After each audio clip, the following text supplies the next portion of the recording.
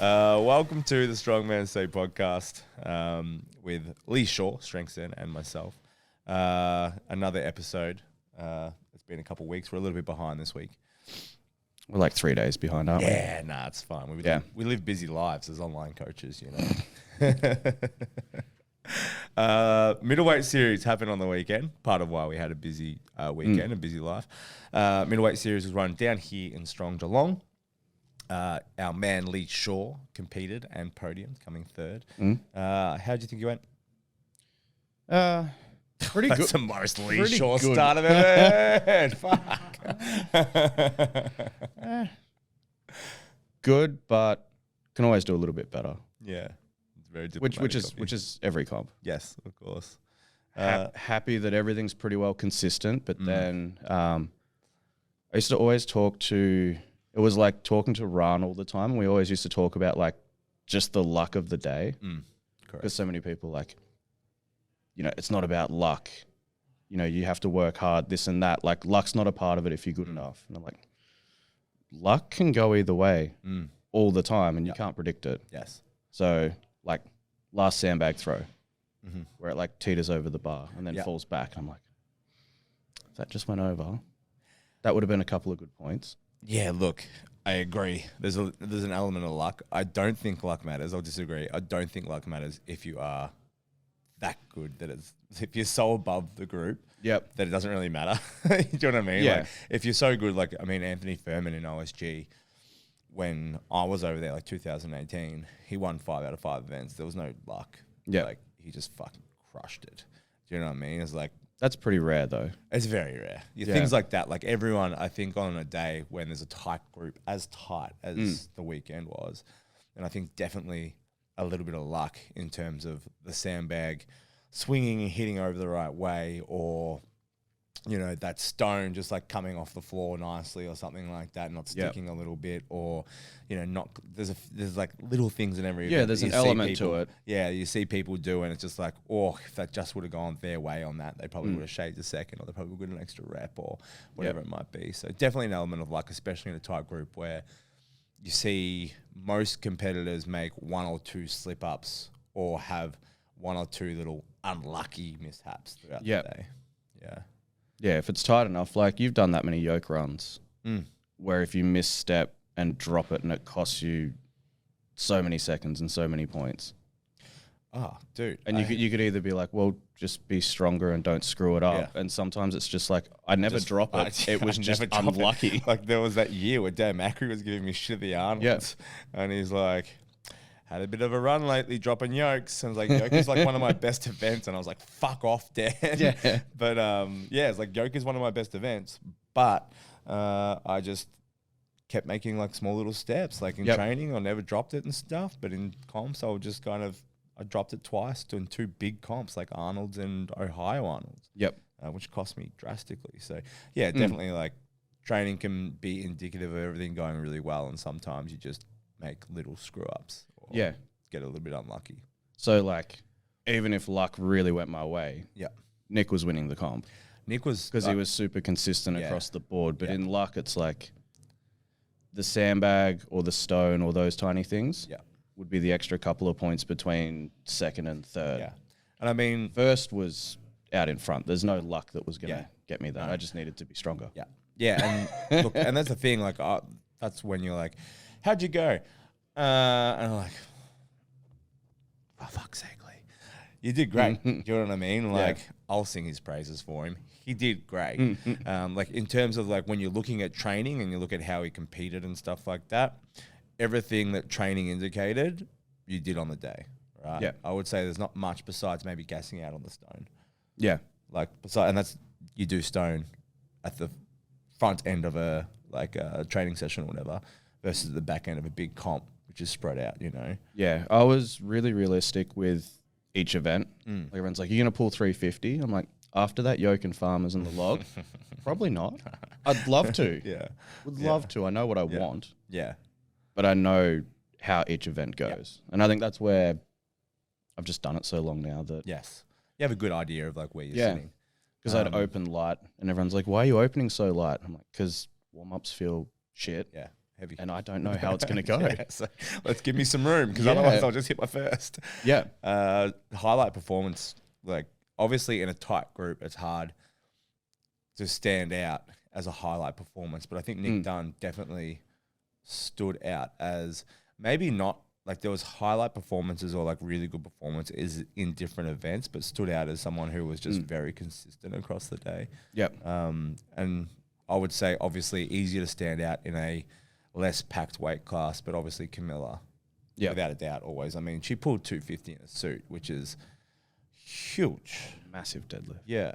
We're talking like under 73s. Yeah. Yeah, under 73 female. Weighing 70, yeah. 71. Yeah, pulled 250 on the weekend. Yeah, huge. So obviously like she was obviously and always was a standout. The 90s were a good battle. Yep. I felt like that was like everyone had some good events and stuff like that. Yeah, a bit of back and forth. Yeah, a bit of back and forth, which made it interesting.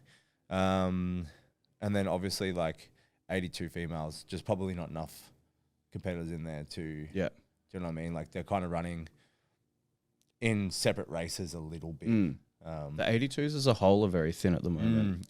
And they both compared to what they used to be. Both did really well and had a good crack, but definitely running, in terms of competition, probably running a separate race, I think, I think the hard thing, hopefully we see this, and I was talking to Mason about this the other day in terms of competitor list, hopefully by running this, we start to see people get motivated to train and compete more and start to fill the weight classes, or we start to get better depth in the weight class, but it's kind of a project of passion for a year or two to see if it pays off or see if it builds up, whether it's worth continuing to run the middleweight series.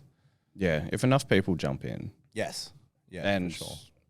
If enough people stop thinking I'm only going to jump in if I'm going to win. Yeah. And just jump in. Yeah. Which is what the 105s were good for. Yeah. And everyone's like, oh, you boys are competing. Yeah. I'll come compete. There wasn't a thought of, oh, stuff that, I'm going to come sixth. Yeah. It was just, that looks like a fun day. And in fairness, and it's not like a dig to competitors at all, but if we didn't have, or like us, if we didn't have the 105s as it was from a spectator or viewing perspective, we wouldn't have had a comp to watch. Yeah. Do you know what I mean? Like it really was the 105s, and then there was other weight classes going on, but the 105s was the spectacle on the weekend because it was so tight. And that's not a slight on any of the other weight classes. They all did fantastic. It's a slight on all the people that didn't turn up. Bang on.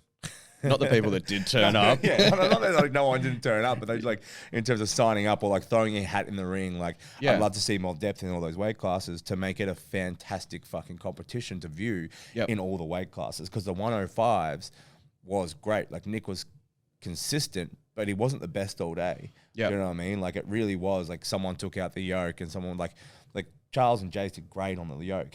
Well, Charles won the yoke. Yeah, super quick. Yeah, it's a quick run.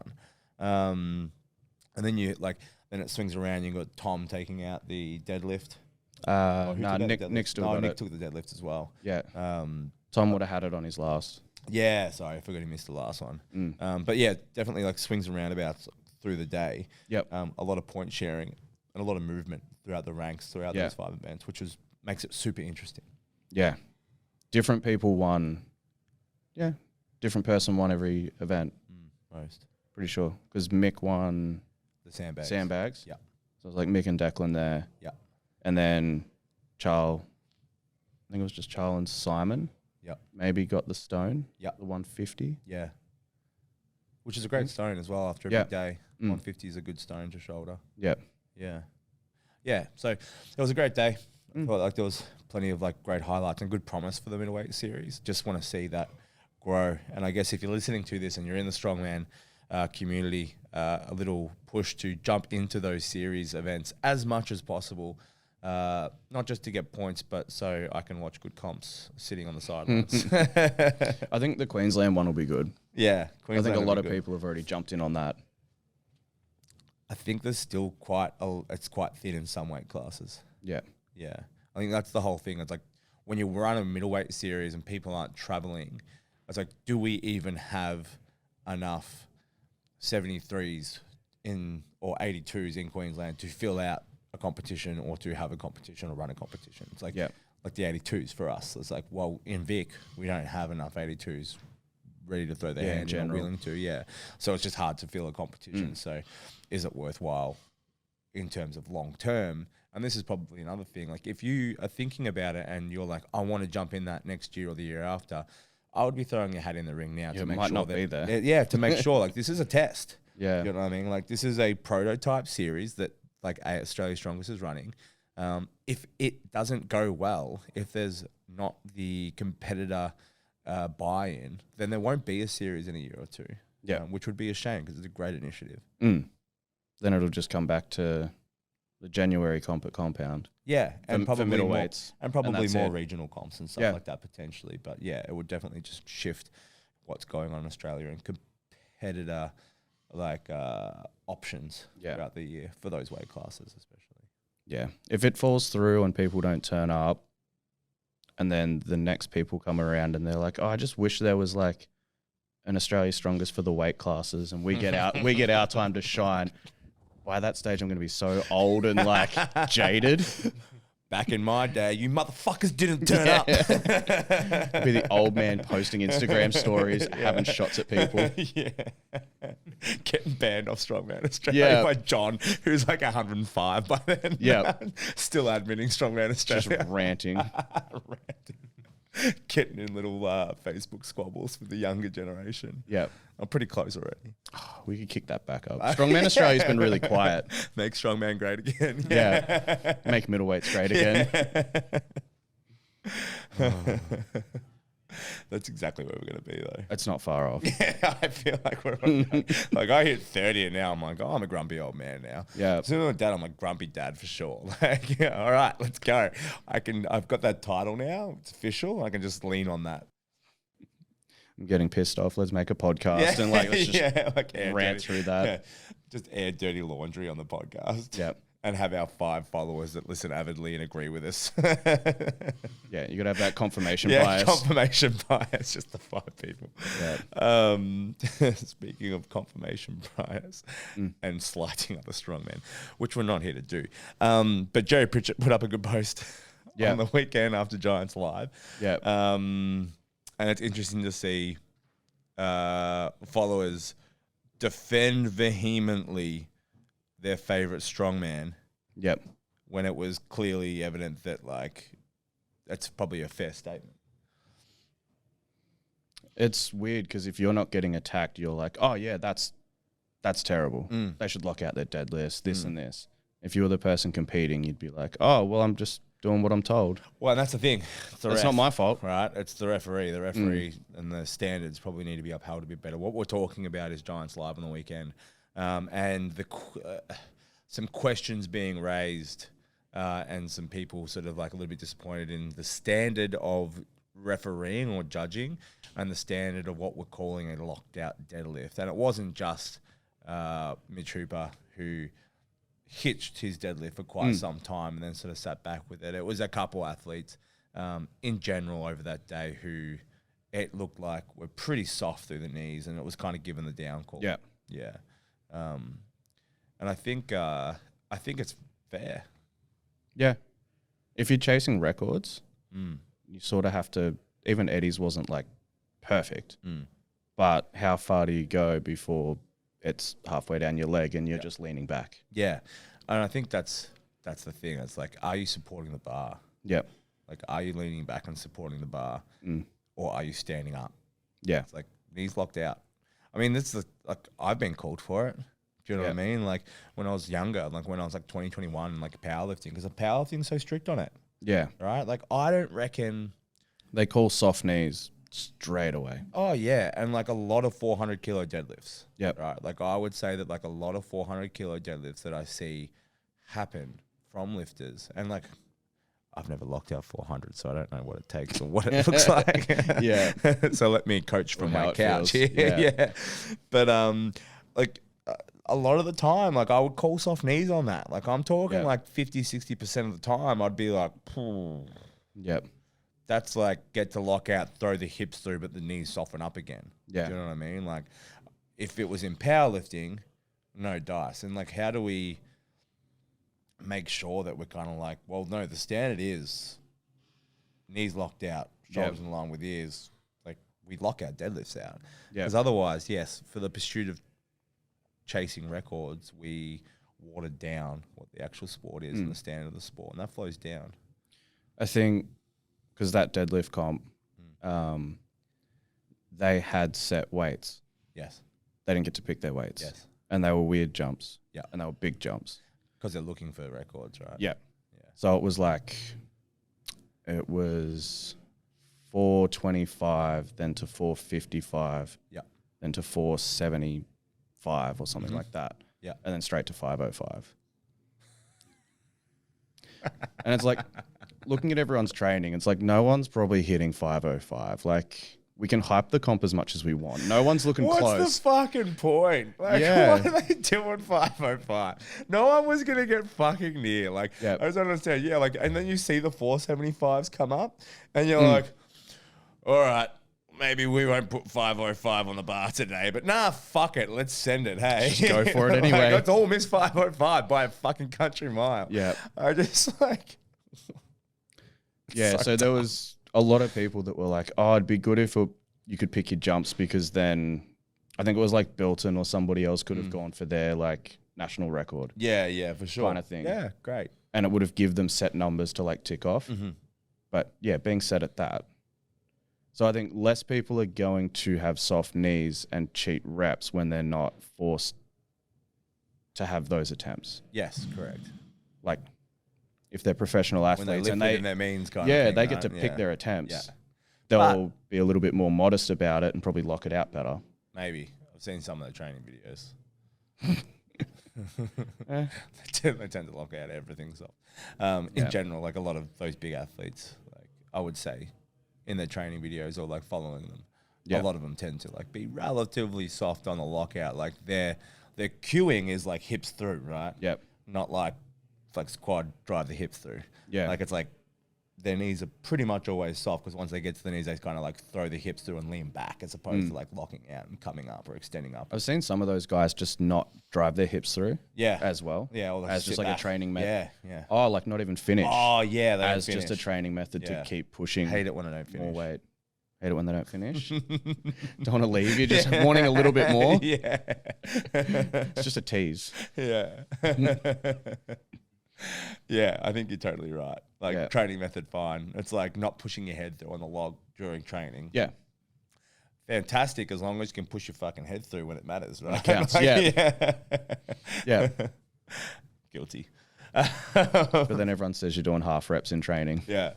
And I guess like with these jumps and like set jumps, it makes it hard for them to have that control over the day and probably live within their means as well. You're totally right. So I agree. Like some of them I think also could just be working on that. And I think also having like being able to choose the loads that you know that you can sort of hit properly to a standard would be good. But then also like at the end of the day, the buck stops with like organisers and referees, right? Well, every other pro comp, the weights are selected and they're pretty reasonable for everybody. Yeah. And then there's this one thing where it's like bad luck. You're doing so it's 40 kilo jumps or whatever. Yeah. So it's organisers setting dumb jumps, like putting 505 in the bar when no one is like Thor and Eddie are an anomaly, right? Yeah. Like that's just not going to happen every fucking year. Like, but so you want people to redline every year and near break. Totally, right? To like go for a record they're probably not going to get. And two, like if we're just going to push that, then at least like word up your like referees and stuff and be like, cool, but we need to hold this to the highest standard, right? Because otherwise you got shitty reps getting shitty down calls, you know, which doesn't look good for the sport. Like 505 looks great for the sport, but then we're the fucking joke of the like lifting community when Strongman already has hitches, suits, fucking figure eight straps where we're fingertipping bars. Yeah. And now suddenly you're going to allow like shit lockouts. And it's like, well, we're already a joke to most gym meme pages. And you're just going to make it worse by saying, yep, cool, down. I was like, nah. Imagine if they throw the kabuki bar in. The kabuki bar? Yeah, have you not seen that? No. You know the guy that pulled the sumo deadlift? That massive one? Yeah, 505 or something like the straps, So that's on a kabuki bar. And that, I can't remember what the bar's called. It's longer than a deadlift bar. Oh, so it's like somewhere between like a mammoth bar kind of thing. Yeah. It's a little bit longer, so people that pull sumo can stand that little bit wider. Oh. And it flexes just that little bit more. Yeah. So he pulled that. The black female chick, she pulled like 300, or it was an all-time powerlifting record. Yeah. She pulled something stupid, and then John Hack pulled something stupid on it as well. Yeah, and everyone was like, "Oh, hang on a second." Yeah, but it was the sumo where everyone's like, he's standing really wide. Yeah. And the bar only came up to here. That's not a lift. Yeah, so there's that bar now that's getting thrown in some comps. Oh. Yeah. It's a thing. Not in strongman. Yeah. But in some powerlifting comps. I just thought that could have to be like that's the whole beauty of powerlifting, right? Is that it's standardized better than strongman. Like power bars are X wide with X diameter, and the rings are here and here, and deadlift bars are this to this, and like we had standards around the barbell, so they're always the same. So even if you use a different barbell, sometimes the tensile strength or the whip is different, but pretty much like the width of the knurling, where the rings are, how the bar is pretty consistent, if not perfectly consistent across the board. You use calibrated plates. Like, stop stepping on our turf, powerlifters. Like, I think it's only one federation so far that has allowed it. Yeah. But well, this federation, it could be the beginning of the end. Yeah, there's a federation with the slingshot, so fuck, who knows what powerlifting's up to nowadays. It's true. There's 50 federations. It's Wild West out there at the moment. Yeah, all they need is straps. Yeah. Yeah, and then they're basically strongman. Yeah. And then if they come at us on Instagram now, we can be like... wearing straps. Yeah. Glass houses. So, yeah, there's that bar coming in as well. Okay. It's wild out there. Yeah, that's Chris Duffin for you. Yeah. Wants to do touch and go sumos. Yeah. Bring back the touch and go sumo. Yeah. Yeah. I like Chris Duffin, though. They've got really good content, like the Kabuki stuff. Yeah, it's all great. Yeah. Yeah. It's just when you see that bar and you see the setup, you're like, oh. That should not be in everything else. It's not powerlifting. Yeah. Saves your feet, though. Yeah. I mean, like, I get powerlifters and, like, people say, oh, aren't you worried about your feet when you're doing Atlas stones and stuff and you're dropping? I'm like, I have never dropped an Atlas stone on my foot. I mean, we had someone do it in the gym the other day. So, fuck their foot up. Yeah, it wasn't good. But, I mean, I've never done it and never dropped anything on my foot before. And I watch sumo deadlifters, some of them, and I'm like, oh, that's way more dangerous. Yeah. Like this far off. Like, I get it when they do singles and they jump their feet in, when they like drop the bar. Absolutely. But you can't do that when you're doing reps. No. And like, I mean, I'm pretty solid, but sometimes my bar definitely sneaks across or like bounces across. Like, are you allowed to jump in comp? I don't know. I don't think you can for some reason. Yeah, I don't know why I've got got that thought. Yeah. Potentially. You can't move your feet. Yeah. So I think as you're dropping, you can't shuffle your foot in. That makes sense. I'd imagine so. I never thought about it because I don't lift like a sumo. I don't lift Don't sumo. lift like a little bit. Yeah. I was going to say that. Yeah. I don't lift like a little bitch. But I use a suit and straps and I don't lock out. Yeah, hey. Have you seen me in a suit? Watch your fucking... I have. Watch your mouth. I have once. Watch your fucking mouth. Once, because I hated it. Because it takes the fun out of it. Yeah, it's not enjoyable. It's not enjoyable. I watched a video the other day with deadlifting. Graham Hicks. Yeah. And he was getting in it. And he's like, I just wish they'd ban these. Yeah. He's like, this is not fun. No, but he wears it It's because like he an needs hour and a to. half session and you get 3 deadlifts in and you like shuffle your feet in and just, I don't get it. I did mine for the once every 2 years. Yeah. I mean, fun. If you lift more weight, you know, great. It's like wraps. They're not fun either. No. But nice for the ego. I might Same start with using deadlift wraps. suit. I was laughing at the boys in the gym because like the put a t if you're wearing a suit, put a t-shirt on so no one understands the difference. like oh, my deadlift jump up 30 kilos and I can't see. I put a t-shirt on over this suit so no one can see on the Instagram world that I'm using a suit and now I just look super fucking strong. It's like, we know, bro. Like big chunky straps big, popping out the back but of like the shoulders. and the bulge in the thigh where the Yep. shit suit's like cutting in. It's like, I see you. It's a weird pair of shorts. Yeah, they're real tight. Yeah. Talking about like redlining and like competitions and stuff like that, I think it's interesting with the fatigue management side of strongman, and that's probably being thrown around a little bit more. We talked about it a little bit the other fortnight, like in terms of like the whole RPE fatigue management, like overcomplicating prehab, rehab, Yeah. and like people not working harder or stuff anymore.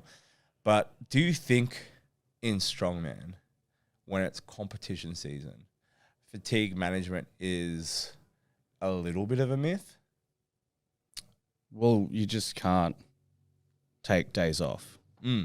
And you can't just be like, oh, just take the next 2 weeks off because you have a comp. Yeah. And then another comp. Yes. And then another comp. right? Like, Yeah, when you have a season. Because I think that's going to be definitely an interesting theme that I foresee athletes are going to start to have trouble with, especially if they're athletes that lack a little bit of grit. Yep. That they're going to start to have trouble with fatigue management. Yep.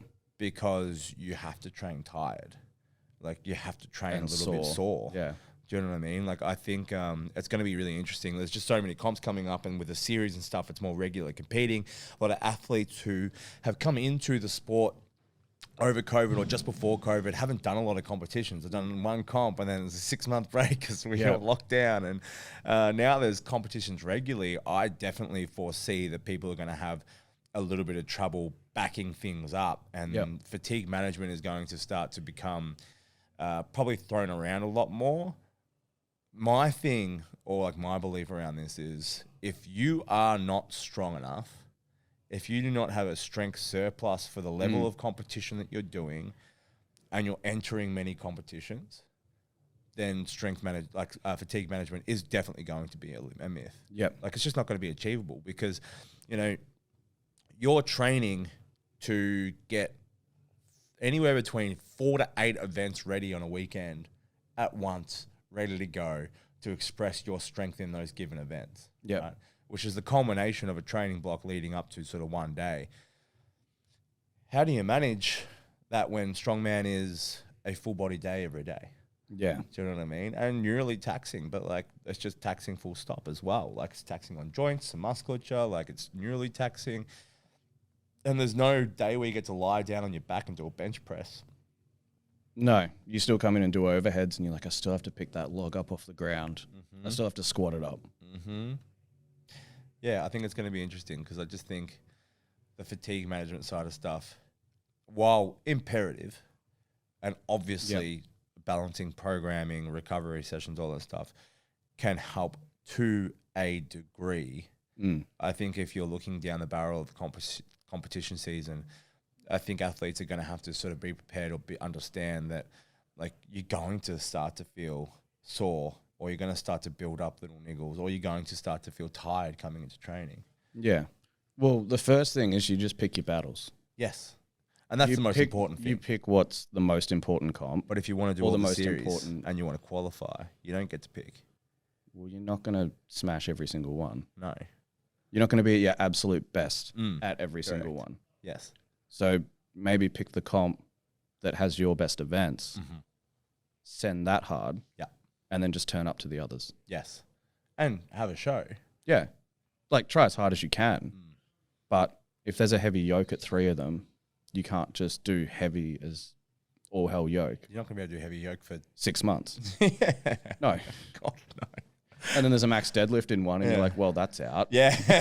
Yeah, like, heavy yoke is my whole week. Yeah. Like, I spent my neural pennies on the heavy yoke, and now I got nothing else to give. Even for middleweight series, I did heavy yoke every second week, and then I did heavy deadlifts on the opposite. Which, like, because undulating. I put a suit on. Yeah, so undulating and programming is a great way to still lead into a peak where everything culminates at one point, right? Yeah. To express strength when you need to, but also manage recovery a little bit better. But you also have 3 other events to train for during the week. Yeah. And this event was actually a little bit kind because the sandbags is like a little bit of a give me in the week, right? Yeah. Like, still tough in terms of like output and power and force, but it's definitely not going to wreak the havoc on your body like stones, heavy yoke and farmers, heavy deadlift, and like log work. Yep. Well, I just didn't really do the stones because I could already do the weight that I'd kind of set out to do. Yes. So I'm like, I just need to touch it every now and then. Yeah. So even for this one comp, I would have half prepped for it. Which I didn't really do yoke press. Yes. I didn't even touch a barbell yes. for pressing. Yes. I just stuck on log. Yeah. Because in the long term, I'm like, well, I need to get better at log. Yeah. And I think that actually plays into part in terms of like talking about what we can do.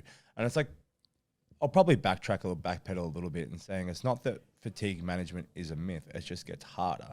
Yeah. And there's ways that we do it through programming and recovery and stuff. But at the end of the day, there's only so much we can do if you're competing regularly, because the comp loads are set. It's not powerlifting when you get to choose your loads and you can have a mock meet, or you can have like a cool, I'm just going to go hit seconds and stuff like that and get some practice on the platform. That's not how it works. The events are set, the loads are set. You have to do what we give you. Or you have to be able to hit those loads that the competition's given, right? So there's only so much that you can do. But an example like that is perfect, where that's also picking the events that need work and discarding the others that you know that you can hit without having to train for it. Yep. Which I think is one of the smartest ways to do it. Yeah. I think if you can not stress and mentally burn out, you can juggle those things with a somewhat like sensible mind. Yes. Well, you can balance that redlining a lot better. 100%. As long as you just don't go in and go, I just need to get better at this, and you just throw your head against the wall. Yeah, and you keep hope that it gets better. Headbutting the wall, trying to get better at that, and then you do bad at the comp, and you're like, okay, the next comp's on. I'm just going to go 120 harder. log for 3 weeks. Yeah, do you know what I mean? If you're trying to hit like that max log or something like that, and that's your max, there's no point doing that. But it's also like if you've got a great yoke and farmers, maybe you don't train that nearly as much. Also, I think that's probably one key thing to look at in terms of like if you're training for Strongman or training for all these events coming up, and you've got 5 events in the next like 3 months or 4 months or something like that. It's like kind of picking, you don't have to train every event. Like let's put the strong back in strongman. Like you just have to be strong first.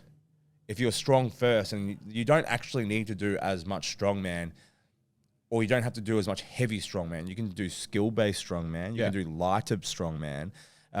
And you can focus on getting strong and then express that with the events. But like I think the first and foremost thing that people forget is like you just need to be strong. Like to be like once upon a time in strongman, we weren't strongman. We were wrestlers and bodybuilders and powerlifters, and they went, you all look like strong fucks. Like, let's get you all together and go carry some fridges, and we'll see who the strongest man in the world is. That's how strong the strongest man in the world. We'll give you random things. Man. Yeah, world's strongest man was invented. And they literally just got the big, strong fucks from around the world, and like from around mostly America at that point in time. Yeah, it was America. America's strongest man. Yeah, the World Series. Isn't that the world? Yeah, the World Series of baseball. Yeah, isn't that the world? America's the world, right? And they just went, cool. You're all really strong in your given sports, like weightlifting, powerlifting, the whole deal. And they got them all together, and they gave them 5 events, and they went, cool. Load that wheelbarrow and throw that shit over there. You're going to pick that fridge on your back and run it the quickest. Then we're going to do a squat with 8 bikini girls on your shoulders. Yeah. It was like totally random. But like that's what it was. It wasn't like specific strongman training, or not nearly as specific as what we have now, which is, I mean, it has to be specific now. Like we're sport. Like that is a key factor. But the first factor of that is like strong. Man, like, there's both in. So I think you're right. Like I think if you focus on being strong or you're feeling strong, you can get away with not prioritizing some of those events that like I didn't fucking touch a stone for 5 months. I can still do a 170 to shoulder. Apparently, shocked. I was like, fake stones. Yeah, fake stones. But like, so I wouldn't train that event. And I don't need to train deadlifts as much, right? Like if I was doing that comp, I wouldn't have to like smash my deadlifts, but I would have to work on like my overhead reps and rep flow and stuff. And so I would focus on those things, and I could undulate or just like sparingly do the others, which if I was doing more comps after that comp, I'd be looking at the next comp and like start looking at like what's there and maybe incorporating some of that in there as well. Yeah, you start to piece it together. Yeah. So anyone that I had doing middleweights, so Nick and Nick White are both going to do Queenslands in like 3 weeks. So if they had a chance, they did some light power stairs. Leading into this. But I was like, that's not the focus. Like if your back's cooked, get rid of it. Focus on this. But they touched on it a little bit. And then now that this is done, it's like, okay, now we can focus on that more. The transition. You're not throwing sandbags. You're not shouldering stones. Your posterior chain's a lot fresher. Usually like, actually I've had a few people that have signed up for a comp, and they're like, so do we start on a new program now? Do I stop? I'm in week 3. Do I just stop this? And I'm like, it's 4 months away. Yeah. So you don't really need to train for the comp yet. So like, do we start a new program? That's clearly triggering. so triggering. I just want to start on the comp prep. I'm like, all year it's comp prep all year. Yeah, we're getting always strong prepping all year. Yeah. Like we don't need to start prepping for this comp 5 months away. We're working on getting strong. We've got a plan. Yeah. Get strong, and then we'll move into the competition. Like, oh yeah, man. I just I did some strongman stuff. I didn't really do the program work, but I picked up the tombstone and did a few bits and pieces this week, just for the next comp that I've signed up, just to get a feel for it. I'm like, Comp's next year. Like the tombstone's heavy. I don't think my back's strong enough. The tombstone's not heavy though. That's the other thing. It's Yeah. like it doesn't matter what comp it is. It's like, bro, you are strong enough that you should do this for 4 weeks. Yep. And then do the competition. Like we don't need to train that for 4 months. I'm like, maybe a month, 2 months is absolutely fine, because you're doing another comp after that, and that's actually heavy. Yeah. You know what I mean? It's just like, we don't need to. Yeah, you nailed it on the head. If I did like a tombstone carry or like coffin carry for 16 weeks straight, I'd hang myself. I can confidently say you'd wake up one morning, you'd come into the gym, that's a tall roof, but I'd find a way. there's a rope. You've got a climbing rope. Trigger warning, but like, well, it's either so heavy that I'm just progressively getting heavier over 16 weeks, or I'm just running comp weight for 16 weeks to where mentally I fucking hate it. Yeah, I'm going to hate it for one. Yeah. I'm not going to be excited for the comp, and my times are going to go up and down. Yeah. I'm eventually just going to burn out. And you know when you know clients as well, and then they get super excited and then you sign up for the competition. This is 100%. You know, 3 weeks out, I just want to fail. Like they're like 8 weeks out. They started 16 weeks out and they started doing like comp events and stuff. And I'm like, I purposely hold off. Like if you're doing strongman, like you like variety, right? Like if you're doing strongman, you like mixing up your movements and stuff like that. You're not doing powerlifting because it's a boring 3 movements for the rest of your life. And like, that's terrible, right? We're just big, heavy CrossFitters that can't do 20 things, so we just rotate through like 8. Rotate a few, right? Yeah, 100%. We're not that skilled. No, not that skilled, but like moderately skilled and a little bit heavier. So like I know that if they do it for 16 weeks, they're going to bore. So I like hold off programming events until like 8 to 10 weeks away. And then I know that if they do start to sneak those events in pretty early, then by like 8 weeks out, they're like, oh, I'm just so sick of these events. Yep. I'm like, oh, I'm not really enjoying training anymore. Like, it's like, I'm like, no wonder. Well, you committed. So too bad. Yeah, it's too close. Yeah, well, now we have to do them. Yeah. Yeah. So the joys. That's super common. I'm definitely going to get a whole bunch of messages being like, is that me? Like, you're definitely talking about me there. And we're talking about this before the podcast. Like, we had messages in our last podcast of clients being like, oh, you're totally talking about me there. And I'm like, well, I mean, I don't think I was. And I probably, actually, like, I wasn't. But if you feel like this is you, then it's you. Yeah, we need a disclaimer at the start. No one is safe anymore. No, just a disclaimer that if we talk about somebody in a hypothetical, it actually is a hypothetical. It's not you. No, the tombstone's definitely somebody. Oh, okay. I was just throwing it out there. That was very. There's a few. There's a few with very similar vibes for sure. Because, I mean, we're all cut from the same cloth, right? Like, strongman, like, it's the same thing. You get an event, you get excited.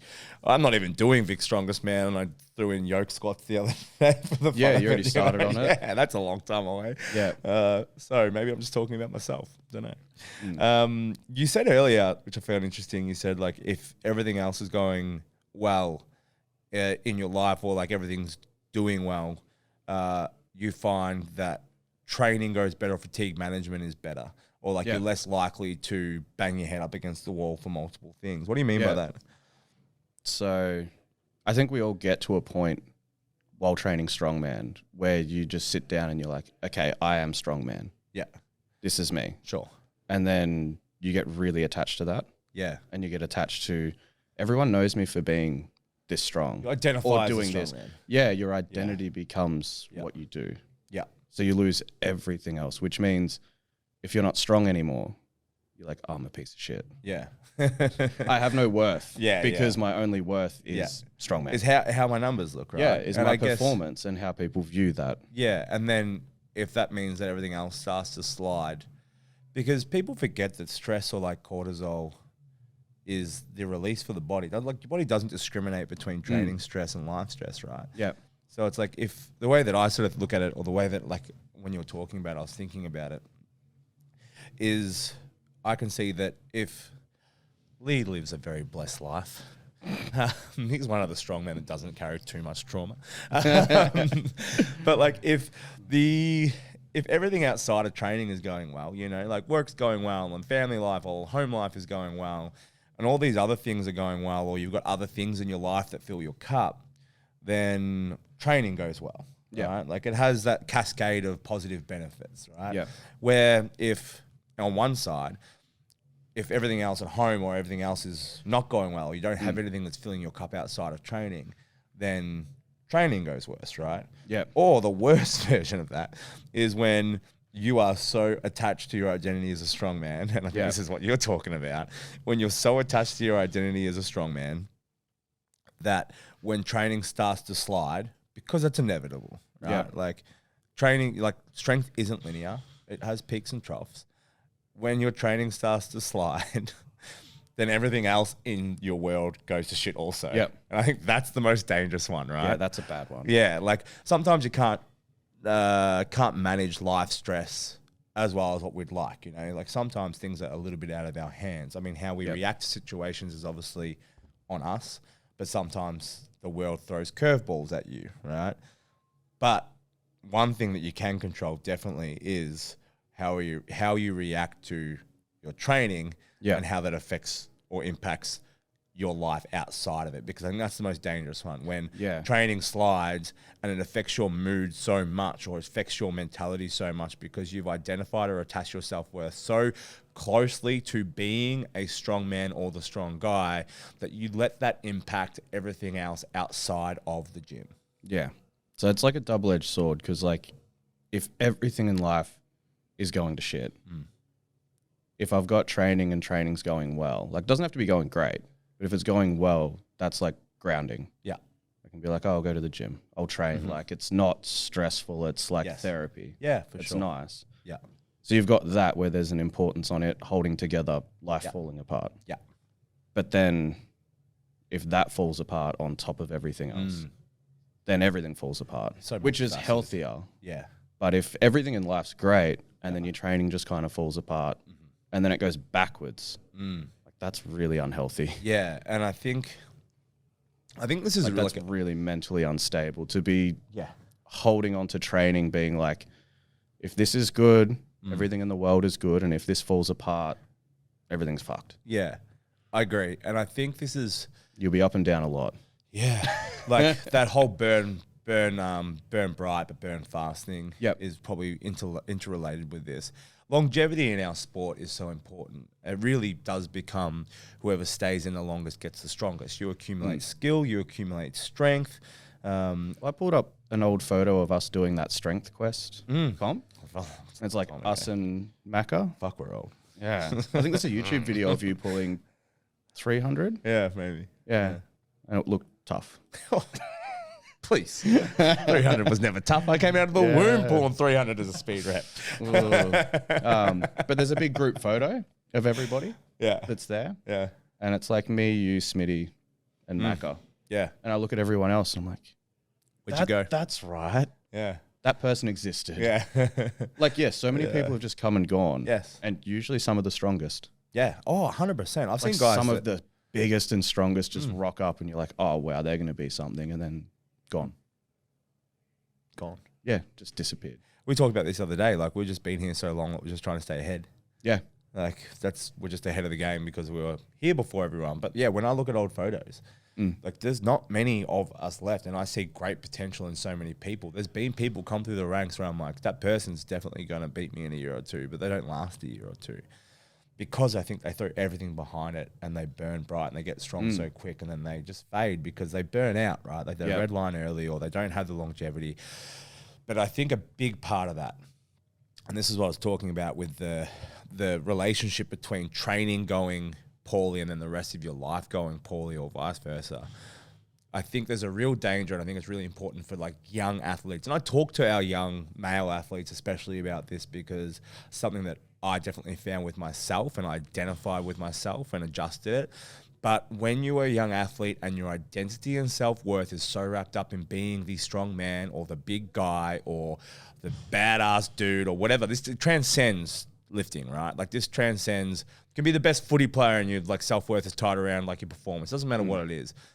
But if your self-worth is so attached and wrapped around a certain thing, a one thing, if that starts going poorly, and we'll use Strongman as the example of that, because strength isn't linear, and there will become a time where you start to hit a wall or you slip backwards or you have an injury and you have niggles, and then suddenly your self-worth becomes less because your numbers are less, your performances are less, you're not getting trophies. And then everything else in the world starts to spiral because you feel less. Like you feel like you're bringing less value, or you're not feeling like happy within yourself.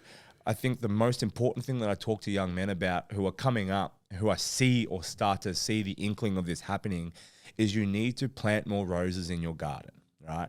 You need to plant more roses than the one that you hedge all your bets on. If this is Strongman, plant other things and enjoy other hobbies, right? Like have other things that fill your cup outside of Strongman, so you're not intertwining your complete value system for self-worth around the one thing that can be so fickle. Do you know what I mean? You should have more wins in life. Yes. Than just a PB in the gym. Correct. Right? If that's the only thing that you're winning at, like, that's not a good life. And we sort of doesn't have to be work, but like you said, hobbies, anything, relationships. Work, hobbies. Well, that's what I did with myself. When I identified this with myself, and it was like training's going down, and like I felt like my mental health slipping because I, like everyone, hit a fucking wall with my training, right? And everything else was kind of spiraling because of that. And I wasn't as happy in the gym, working and all that sort of stuff.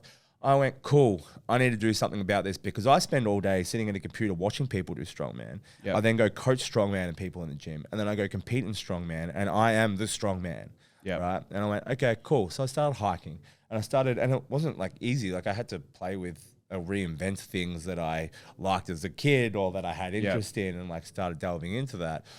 But I started planting more roses in that garden. So now I take 6 months off Strongman, or like, and you give me shit for it all the time, but like, it doesn't bother me. People are like, oh, like, fuck, you lost like 5 kilos. Like, looking skinny. I'm like, yeah, cool. But like, it'll be back. And I had a great time doing the other shit that I love doing. It's like, why don't you go to the heavyweights? Well, because I'd be a fat fuck, and like, I wouldn't be able to enjoy all the other hobbies that that fill my cup, you know? So I think it's really, really imperative for young athletes to be able to identify when, you're seeing things go poorly in your life, or you're seeing your training go poorly, that potentially this is you. Potentially you have intertwined your whole self-worth system and your identity around being something that can be taken away from you at the snap of a finger, or can start to slip backwards and start to impact the rest of your life and the things that you love that you sort of let fall sideways because deadlift slip back? A lot of the time people get upset just because they're not progressing anymore. It's not even that it went backwards. Yes. They're just like, oh, it's at the same. And I'm like, yeah, my log sat at the same number for 3 years. I was going to say, like before recently, when was your last log PR, you know? Yeah, probably like 3 years. I've hit 380 deadlift like 3 times. Yeah, I tried that 150 log 3 different peaks at the end of comps and missed it 3 different times. Yep, tried 400 twice. Yep. Didn't get it. And guess what? In between that 400 or those 380 attempts, I wasn't pulling 380. Yeah. Do you know what I mean? Like back to like 340, 350. Yeah. You know? Like that's how it works. There. Yeah. It does this. Yeah. It doesn't just, mate, if it was a rocket ship and it just kept going up, like I'd be on the moon. I'd be pulling 500. I'd be going 475, 505. No fucking worries. Yeah. I think it's definitely like a pride. It's definitely like a male pride and an ego thing, because definitely an ego thing. It doesn't really happen with women. Less so. Definitely does. But the training, coming into the gym, it's more therapy. It's a little bit more like empowering. Like you're doing something different that a lot of women are just too scared to do. Yeah, for sure. So you're already in a very small group which is also that is amazing doing that 'cause for it a positive empowers other benefit. females too, and has Yeah. such a positive impact. Whereas the guys, it's like somebody out deadlifts you, and all of a sudden your ego's broken. And you're like, oh, yeah. they're a better man than me. Yeah, And it's like, and no. it's so intertwined with like manliness or Yeah. manhood, right? Yeah, so the women tend to take it, like any women that I have that miss a lift or miss something, they get upset about it.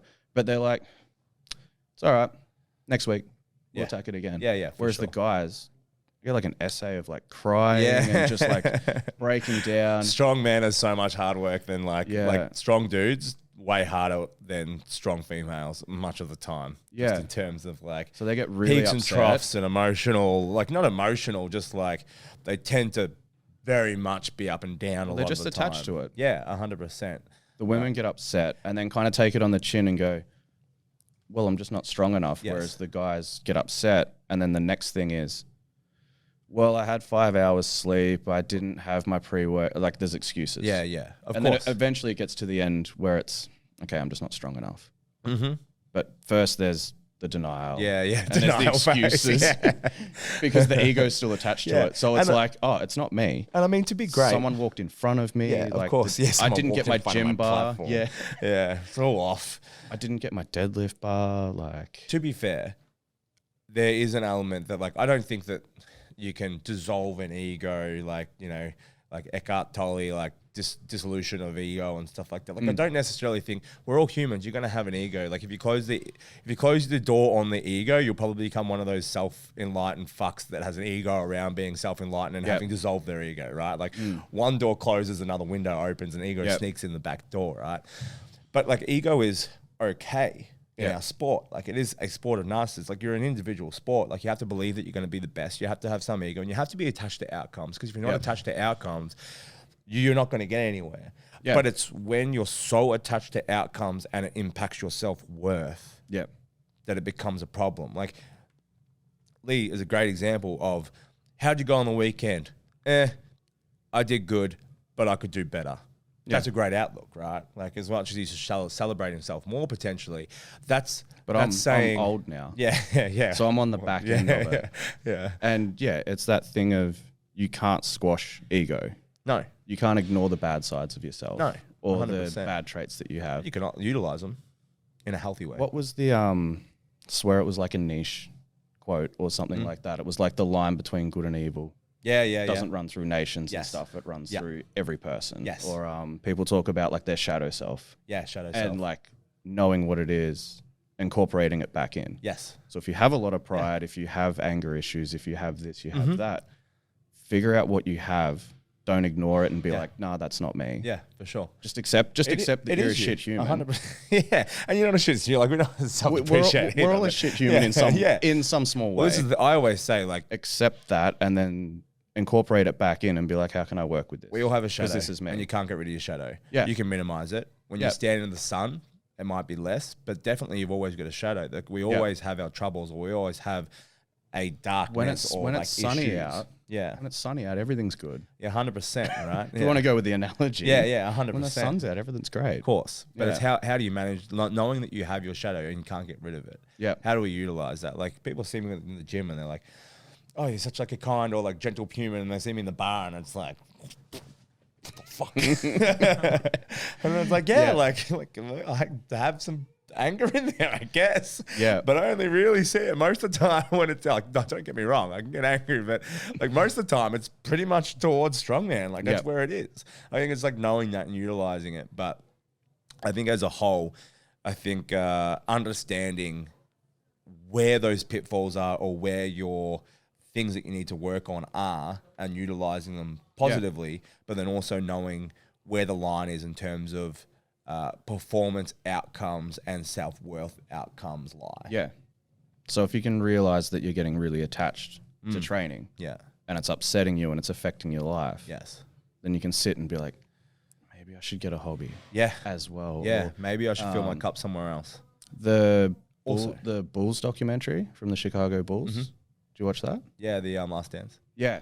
So I really like that they go and like gamble and play golf. Yeah. Because it's an outlet. It's an outlet. Yeah. It's still super competitive, but it's not attached to anything. Yeah, for sure. Because they're basketball players.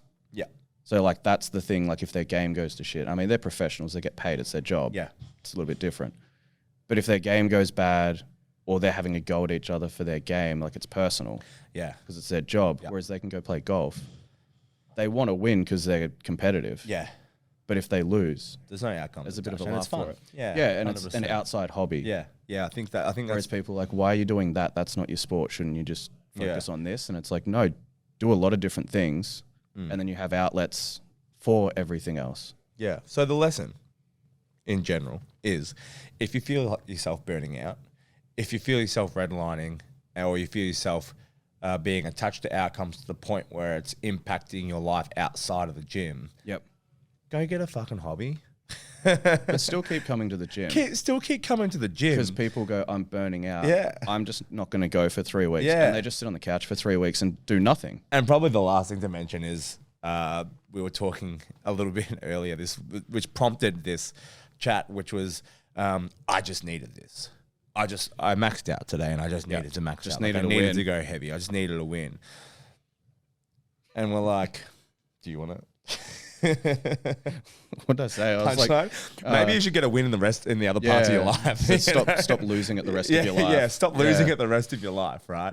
Like if you're winning in other areas of your life, you won't feel the need to like have to have a win and like throw your head against the wall and come in here and fuck your whole program up. Yeah. You should be trying to win at everything. Yeah, 100%. Which will make you better in here. Always. So that's the strongman say. Deep. Went on a turn. Yeah, went on a turn. Yeah. Hope you enjoyed. Any feedback, we'd love to hear it. You can follow Leigh at the Strength Zen, at Strength Zen, and myself, the Strongman. Way tongue tied there. We'll see you in a fortnight. Yeah, sweet.